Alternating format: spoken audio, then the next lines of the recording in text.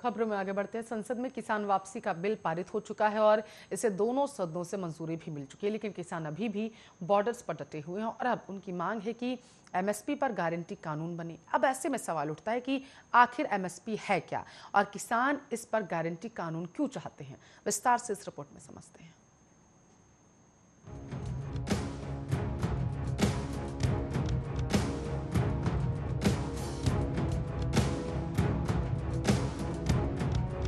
मोदी सरकार ने संसद के शीतकालीन सत्र के पहले दिन 3 विवादित कृषि कानूनों को वापस लेने का बिल दोनों सदनों में पारित कर दिया।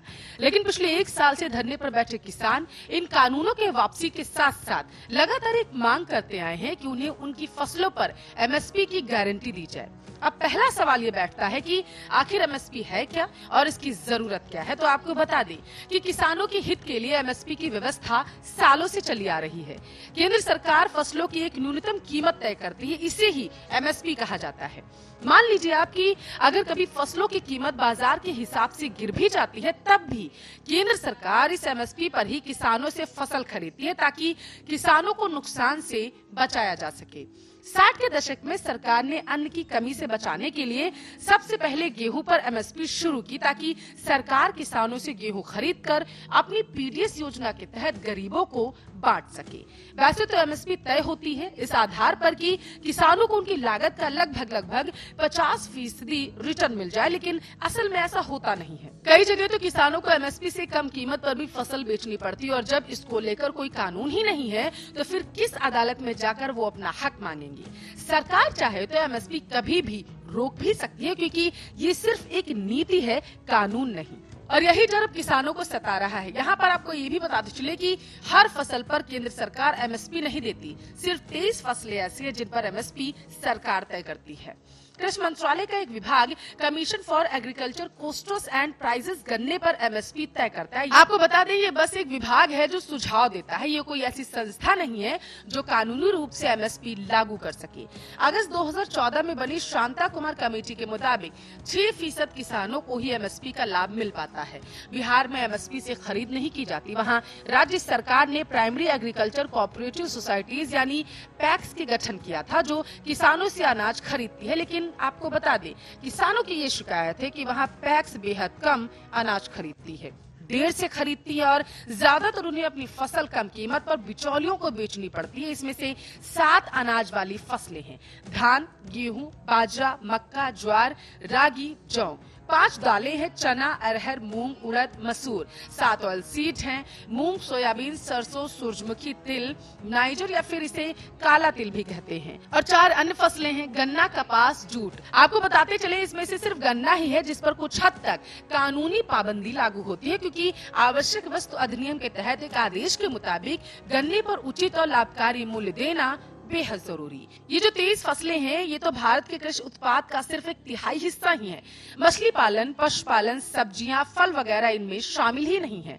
तो अब सवाल ये कि अगर सरकार को किसानों को एमएसपी की गारंटी देनी है तो क्या इतना खर्च सरकार को करना पड़ेगा? इसका जवाब है नहीं। इन 23 में से गन्ने को निकाल दीजिए, क्योंकि वो पैसा सरकार को नहीं देना पड़ता और शुगर मिलें देती है। सरकार अपनी एजेंसियों के लिए पहले ही कुछ फसलों को खरीद लेती है जिसकी कुल कीमत लगभग 2019-2020 में 2.7 लाख करोड़ थी। सरकारी एजेंसियों का बाजार की सारी फसल खरीदने की जरूरत होती भी नहीं है, क्योंकि अगर सरकार कुल उत्पादन का 1/3 या 1/4 भी खरीद ले तो बाजार में कीमत अपने आप ऊपर आ जाती है। तो किसान अपनी फसल उस कीमत पर बाहर बेच देते हैं। सरकार जो खरीदती है उसे भी बेचती है। हालांकि ये सब्सिडी वाली कीमत होती है, लेकिन इन सब को देखे तो सरकार को खरीद हर साल 1.5 करोड़ तक पड़ सकती है। दूसरा, सरकार अपनी एजेंसी जैसे भारतीय खाद्य निगम, भारतीय कपास निगम के जरिए एमएसपी पर किसानों से फसल खरीदे। तीसरा ये कि जितना घाटा हो वो सरकार किसानों को दे दे, ना वो खुद खरीदे ना प्राइवेट कंपनियों पर ऐसा करने का दबाव डाले। जो भी उस वक्त बाजार में कीमत है उस पर किसानों को फसल बेचने दे और उसमें एमएसपी और बाजार की कीमत में जो अंतर रह जाता है वो सरकार किसानों को दे दे। जैसे किसान सम्मान निधि जैसी योजनाएं चलाई ही जा रही हैं। एमएसपी हमेशा एक फेयर एवरेज क्वालिटी के लिए होता है, यानी फसल वैसी होगी जैसा कि तय किया लिया गया है तो ही उसके लिए न्यूनतम समर्थन मूल्य दिया जाएगा। लेकिन कोई फसल गुणवत्ता के मानकों पर ठीक बैठती है या नहीं, इसे तय कैसे किया जाएगा? जो फसल उन मानकों पर खरी नहीं उतरेगी उसका क्या होगा? ऐसी सूरत में सरकार कानून में किसानों की मांग को शामिल कर भी ले तो कानून को अमल में लाना मुश्किल होगा। अगर बाकी फसलों को भी एमएसपी की गारंटी में शामिल कर लिया गया तो फिर उसका बजट भी सरकार को सोचना पड़ेगा। आपको बताते चलें, सरकार के पास फिलहाल कोई रास्ता नहीं जिससे वो एमएसपी पर पूरी फसल खरीदने के लिए निजी कंपनियों को बाध्य कर सके। अब जानकार ये मानते हैं कि सरकार इस पूरे मसले को द्विपक्षीय रखना चाहती है। अगर कानून में एमएसपी का प्रावधान जोड़ दिया तो इसमें जुड़े हर मुकदमे में 3 पक्ष शामिल होंगे, एक सरकार, एक किसान और तीसरा निजी कंपनी, और वहां सरकार को काफी दिक्कतों का सामना करना होगा। Special desk, Arya news.